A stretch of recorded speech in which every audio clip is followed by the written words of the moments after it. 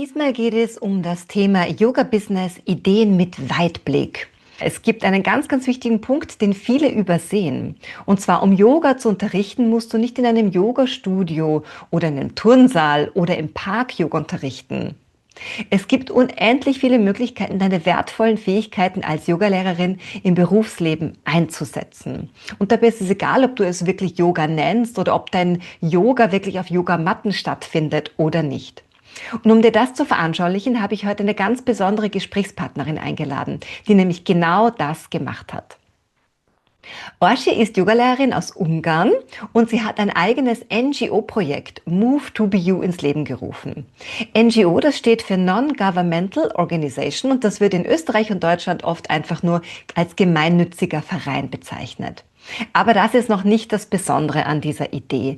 Nämlich das Geniale ist, dass Move to Be You eine NGO ist, die spezialisiert darauf ist, mit der EU zusammenzuarbeiten. Und zwar gibt es da im Speziellen das EU-Projekt Erasmus+.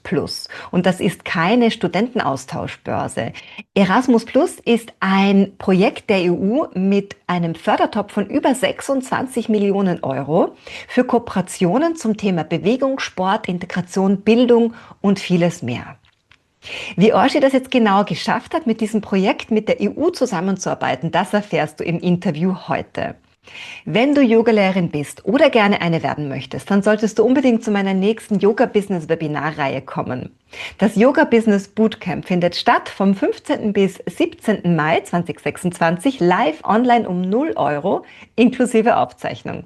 Und dabei lernst du die Grundlagen, die du als Yogalehrerin unbedingt brauchst, um langfristig und nachhaltig erfolgreich zu sein, um deine Mission als Yogalehrerin zu erfüllen und zwar ohne Burnout.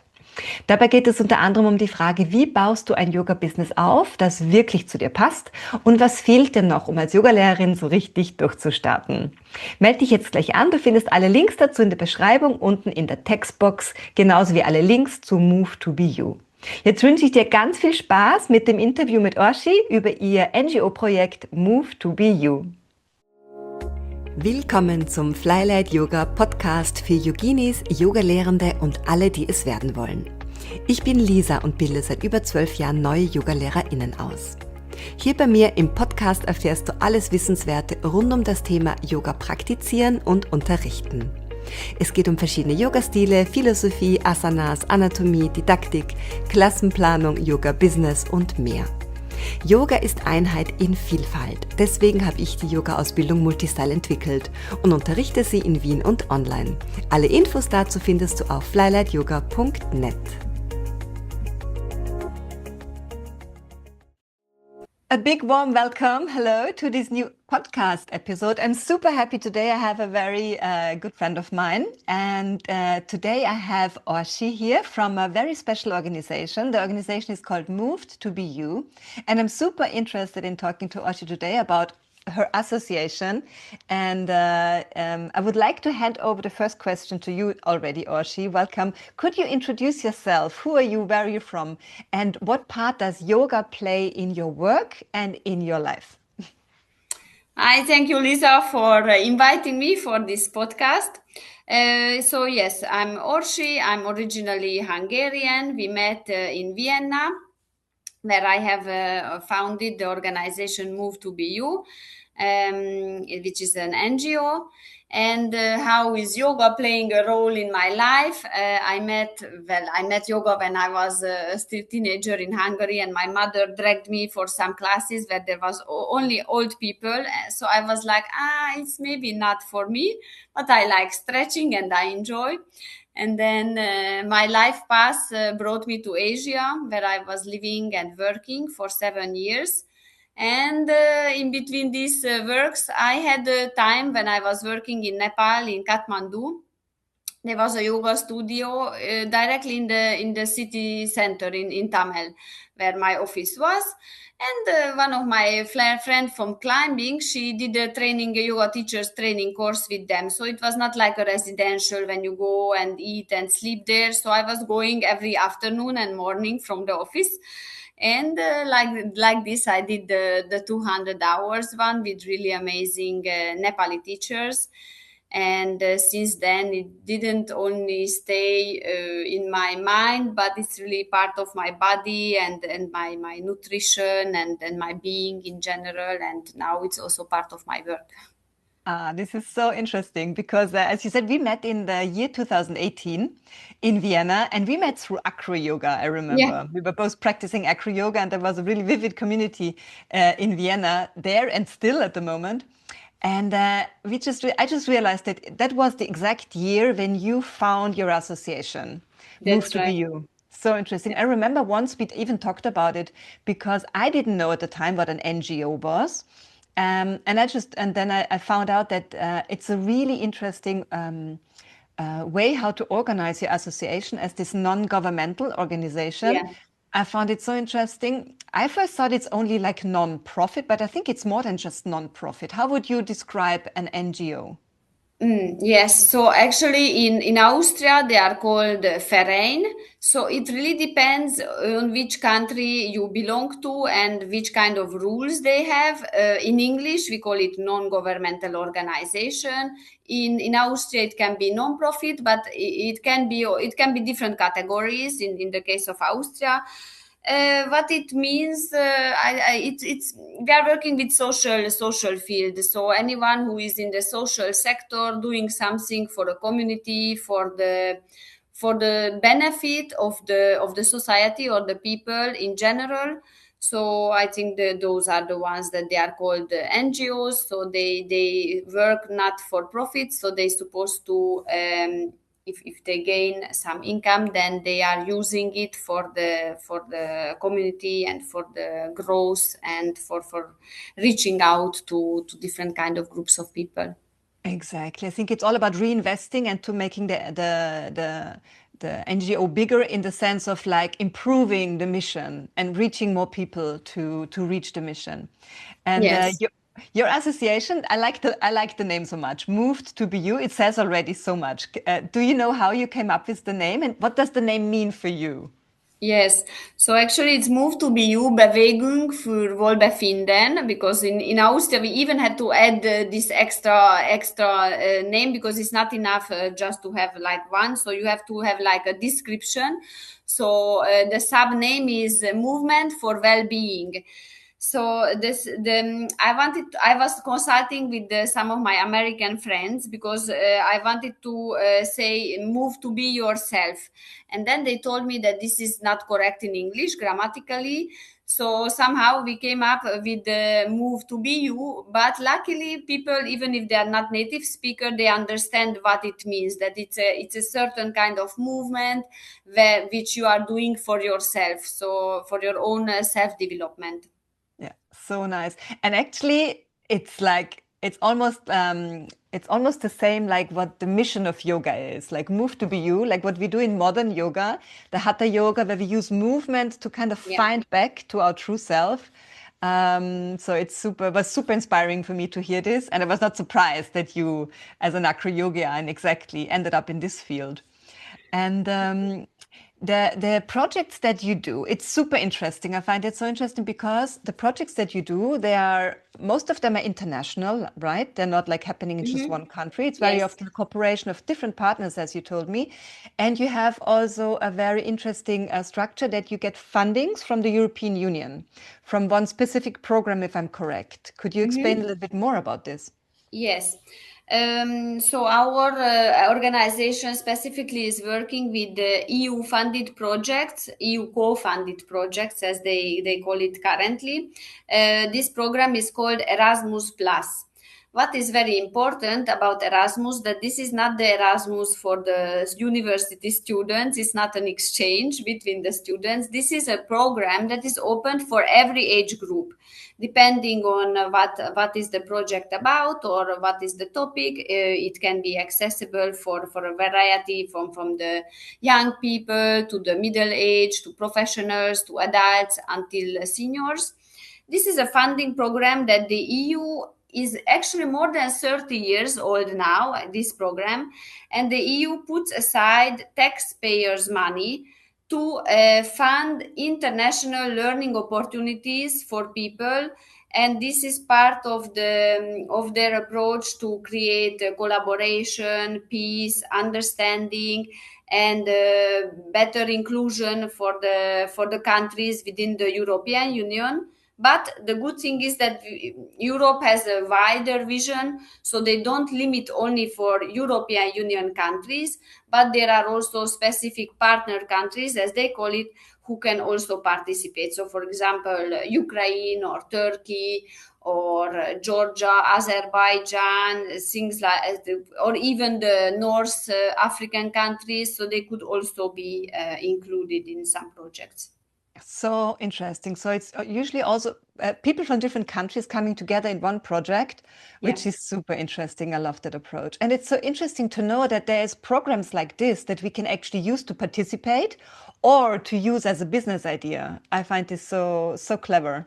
No, it's fantastic, and the best is that these are funded. So the people who go, sometimes they have to give a little contribution. Just it's usually is for free, but in our case, for example, we have a small contribution because it's still important that people feel engaged. Because nowadays, if you give something completely free, then they maybe don't appreciate it that much, but it is accessible for everyone. And then even the travel, the accommodation, everything is funded, so it's really amazing. So when you would pay a lot of money maybe for a retreat, for the same you can go to an experience like this, and you will have a huge group of lovely international people from all over Europe that you can learn and exchange with. So wonderful. And I've been on your website and I really like your website. We're gonna put it also in like the description box. It's movetobu.org, O-R-G. And I found five main topics, or I would call them five pillars, or it's like five themes that describe so well what you are doing. And I would just love to talk to you about these five different things. I can mention them maybe just quickly so that we've heard them all once and that we can talk about each of those individually. So they are community, education, movement, inclusion, and awareness. And I find myself so much in all of those five topics as a yoga teacher. That's why it spoke to me so much. But I would like to ask you, like, let's take the first one, the community aspect. How does that play out in what you do in the projects that you organize? Yes. So I have a background from outdoor education. When I was working in Asia, I worked as an outdoor instructor and educator in international school projects, which is like that you do different kind of nature-based programs like rock climbing, kayaking, sailing, surfing with an educational purpose. And when I went first time to Asia, for me to find friends, first I was doing the couch surfing, so to meet people, and secondly I went to train to do sports, any kind of sport, because this is a perfect like sport. If anyone is doing sport, this is a certain community already, because the love of movement, the love of nature, the appreciation of a healthy body is somehow it brings people together. It doesn't matter where you are, it's always easy to go to anywhere to train. It doesn't, whatever kind of sport. So for this the community became a very important part, because after I was working in China in the outdoor instructor position, when I went to Nepal, I went to the climbing gym and I made all my friends there. So I understood that this creates like an unseen layer of connection, that regardless of where you are in the world, this creates a community that you belong to, and this can give you a space like a home anywhere in the world. I couldn't agree more. You're speaking directly from my heart. And I think this is exactly why we met. This is why we both love the acro yoga community or the yoga Yes. community in general. Like you have these like-minded people all in one place, and you're sure to find somebody that you can drink a coffee with and have a great chat, or find a friend for life. This Yeah. is also what happened to me in all of my teacher trainings. Like I think I did so many teacher trainings Yeah. because I just love the vibe of Yeah. staying together with people for 1 week or 1 month and really getting to know them and finding all these interesting personalities. So No, cool. and the friendship, because it's incredible. Like it could be that, hey Lisa, I don't know, I go to South Africa. Do you know someone there? Ah, yeah, yeah, I have my acro friend. So I have never needed to meet your friend, but I know that because of the acro, it will be already that I will be welcome. They will be happy to meet up or to do something, and this goes everywhere like this, and this is fantastic. So Yeah. yeah, that's why the community. So, so wonderful. And especially also for the younger generation that very often is stuck behind a mobile phone or Yeah, or a game console to actually reinforce and reteach them like how to actually interact in a group of people yeah, away yeah. from the solitude of your home. Ah, so interesting. So the second pillar is education. And Mhm. of course, it's interesting because to have this association like and to see it as an educational project, not only like a wellness but also educational. What is your take on this? Yes, well, we work with educational projects. So the whole Erasmus Plus is about education. So we are different kind of educators from background, but also some are maybe professional who do something in their life that they chose later to share with others. So, for example, our team members, many of them, maybe Vladimir, for example, he is an IT professional, but he's also yoga teacher, acro yoga teacher. He does meditation. He's guiding different kind of processes. So we do everything from the perspective which looks towards lifelong learning. Wonderful. You also mentioned a very interesting word, experiential learning. I didn't Yes. know that term. What is experiential learning? Yes, so experiential learning comes from from outdoor education, where you have the where you when you do an experience itself. So it's called the Kolb's method. So when you have an experience itself, so let's say we went together to do rock climbing, yeah, or okay, we do acro yoga together, and then when you can do this activity, just that you do the activity itself. You can do modifications in the activity. Okay, now you can use only one leg and one hand, or now you can be only now you have to be blindfolded, or any kind of variation that we like to do. And then later, from this educational perspective, we can talk about, for example, how did it feel for you to have less possibilities than you usually have, like you couldn't see. How is it to be not handicapped, now I forgot the word, you when you don't have. Restricted in your Yeah. possibilities? Yeah. So there are depending on what is the topic that we like to work on, then we can look into with the experience of how you felt, how it was for you, how you can use this knowledge or something in your life, or any things like this. So there is in the experiential learning, there is always a debriefing at the end. So there is always a reflective learning on what happened and what was going on, and what is the purpose of that activity.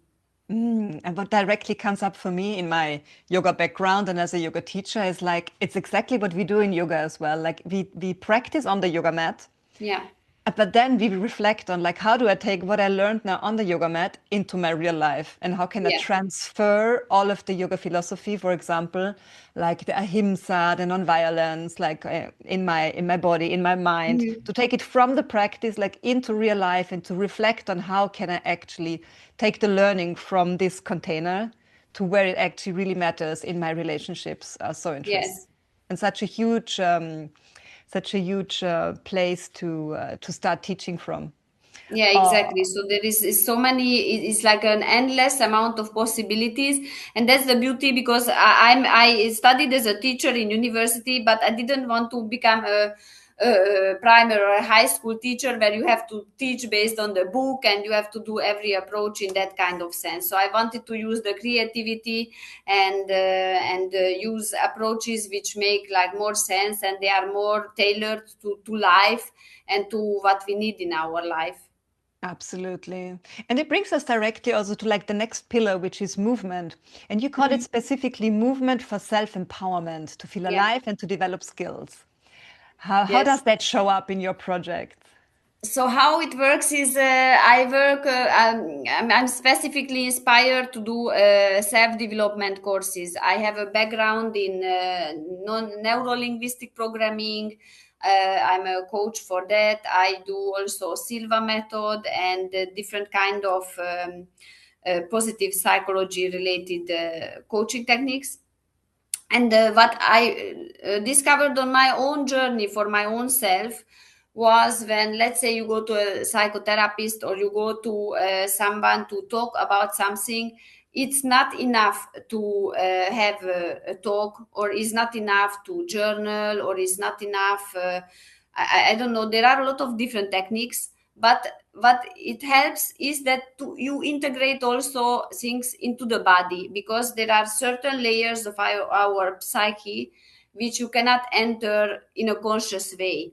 So you have to learn also how to concentrate on your body, how to feel into your body, because in Western countries we are not really aware of our body neither. So just to really introduce the self-awareness in the bodily sense is something that is very important, and through movement we can achieve that.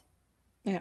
Maybe in the modern days, there's a very popular word, they call it somatic Mhm. yoga. And maybe this is like describing a lot of that as well, like to really feel into the body and use the body as a tool as we do in yoga. Yeah, Not treat it as just something externally that we have to keep it healthy, we have to eat well, but yeah, more something that we can feel into and use it as our intuition and trust it a bit more and really use it properly.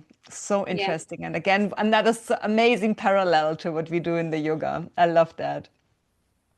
And then I have the fourth pillar or the fourth topic that is part of your association. It's the inclusion. And this is something that speaks to my heart a lot, the inclusion. You call it enhancement of a socially active and inclusive society. And this is the bigger picture, I guess. How does that work? So actually, we work a lot with the migrants and immigrants, and social inclusion is really important in Europe, where we have lots of nationalities. If you know, just in Vienna, there are more than 200 different nationalities that they live in the city. But somehow people, even we live together, we don't interact, or okay, I go to the Turkish shop or I go to the Indian restaurant, but there is no, you just exist parallel next to each other, but you don't share. And this is really important, because in our training courses, we always work on topics when people have to open up themselves, and by being 7 to 10 days together, you have to take down your masks, and is by spending the time together and being able to talk about yourself and having the experience together, it creates a cohesion, and it helps also the inclusion of people, Yeah. which was really important in the acro yoga, because in acro also you don't need to be fit, or you don't have to be like young, or it doesn't matter if you are like maybe smaller or bigger or chubby. It is for everyone, and therefore it's really important for us to create a place where everybody is welcomed, and that they can interact, so that it helps them to create friendships and to get to know each other's cultures. Such a wonderful addition. And I think also in the yoga space, like for yoga teachers, to teach inclusively is a skill that many develop further on in their path. I Yeah, think once you get out of your teacher training, you're just happy to lead a class and nobody hurts, nobody gets injured. But then as you develop yourself more as a yoga teacher, you realize that you actually want to include everybody in the class, yeah, like the young ones, the old ones, especially if you teach exactly. open classes, or the different nationalities, the ones that speak good German or the ones that speak more English, like finding ways of speaking to everybody and Yeah. tailoring the practice and adapting the practice so everybody can feel included is a really amazing skill. Yes. And I love it that you chose this as one of your main topics for your whole association and for all the different projects. Yeah, yeah, yeah. So beautiful. And that brings us to the fifth one, to the last one, which is awareness, increasing consciousness and mindfulness in one's own life and environment. How do you transport that? How do you make that happen? Yeah. So this is exactly what I was telling you before. So it's not only the self-awareness of your own body and your mind and your emotions, but this is also the awareness, because when you can connect to yourself, you are able to see also the others in another way. So you can create a more healthy and more like peaceful and harmonious environment around you. So this is really important, because in the Western countries, or with the consumerist capitalist culture, we build up the egocentric approach to life. Oh, it's me and what I feel and what I think and what I want and everything about me, and doesn't matter the rest. But it's not working like this, because we are all in a dynamic environment, and we are all part of the same universe. And it's not only about the humans, but also the living beings, also the plants, the animals, everything, the air, the water, everything that is around us. So it's super important to become aware that it's not only about me, but everything else, and they are all interconnected. Yeah, all interconnected. I just wanted to say the same. Like we've seen these little patterns in all of those, but it's also so interesting to actually define them individually. I really love that you did that because they play together, but Yeah. they also have like a specific importance, each one of Yeah. them. Yeah, I really love that concept.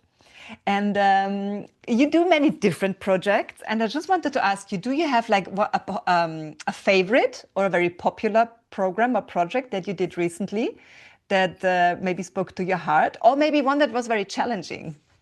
Oh yes, challenges we always have. When you work with the 40 people in a training course from every different countries. Yeah, but last time we had a very funny story.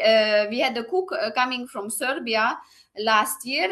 We were about to have a training course in Neunagelberg in Austria, and we had a cook, a vegetarian cook, coming from Serbia. And at that time was the time when they were doing the protests against the government. And this cook's mother was very because she was a teacher, so she was very active in the protests. So when he was about to take the plane, they didn't let him to board the plane with some created story, but in any case it was probably related to the protests and the role of his mother. So imagine that we had the first dinner, 40 people waiting, and the cook doesn't come. And we Horrible. are we have to accept we have to wait the people which are arriving, we have to manage the roomings and everything. And then, okay, there is no cook coming for tonight, so we have to do something. And of course I cannot get a cook in the last for the first night like this. So we had to start cooking ourselves. And well, it didn't go so perfectly like it would have been by him, but at the end we somehow managed to overcome the first dinner.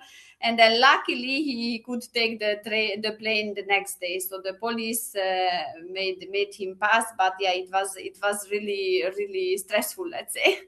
Oh my goodness. But maybe it was a great experience to cook together. Everybody cooked together. Not everybody, because I mean, 40 people to enter to the kitchen, that would not have been possible. But yeah, luckily some of the participants and our team members, they were ready to step in. So we created a nice international kitchen.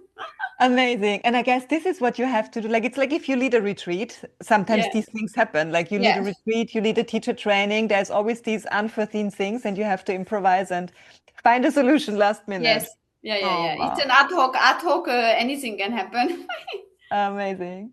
And do you have a favorite project? One that is your favorite topic, or that was like just a very beautiful experience with the people? Yeah, so the thing is that we work a lot with sports, so we have sports projects, but luckily we have accreditation. It's called in Austria, which means that we can organize 3 training courses each year. This can be also viewed very nicely in our website. And the thing is that every training course that we do is related to my heart and related to our passion, because they are the similar direction. They are all for self development, movement, well-being. We have fantastic locations, vegetarian food, amazing trainers. So to be honest, I don't like to work on something that I wouldn't do myself, or that I wouldn't feel that the quality is to the standard that I would go at all.